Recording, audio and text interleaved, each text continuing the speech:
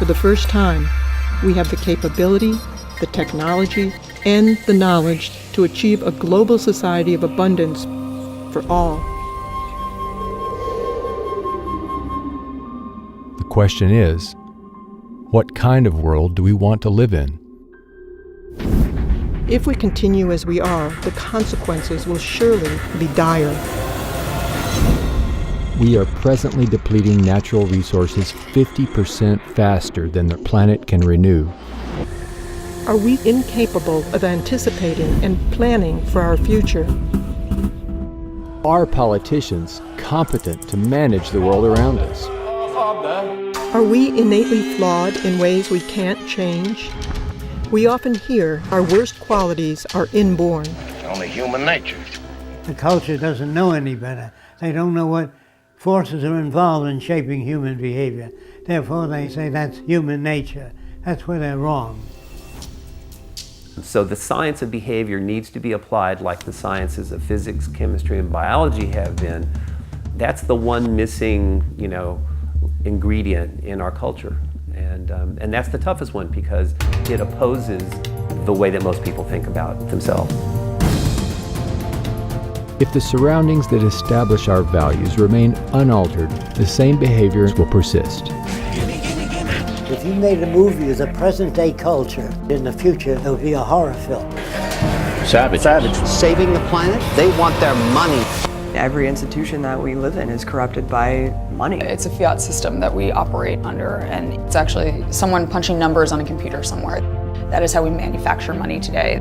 You have what is effectively a criminal enterprise based on the manipulation of people's attention, resources, and time in order to extract value from them. They're stealing money from us that way. They're stealing the results of our efforts and our labor. The media has morphed into just peddling the corporate interests of the money masters that control the political establishment. Those interests are going to be served first, and everything is going to be secondary, and that's the sad reality of it.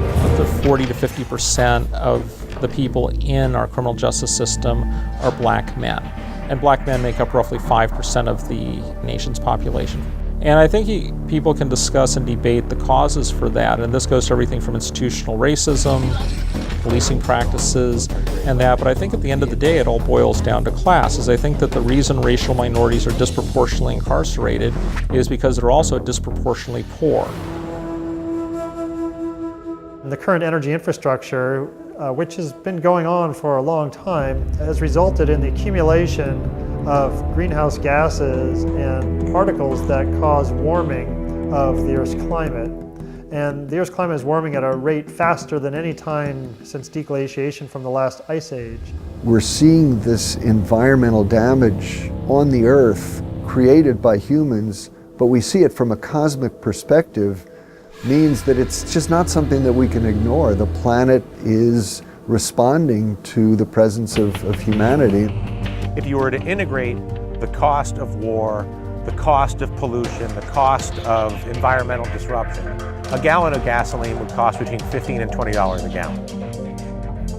We have to realize our planet does have a certain amount of regenerative power. There is a limiting carrying capacity, though.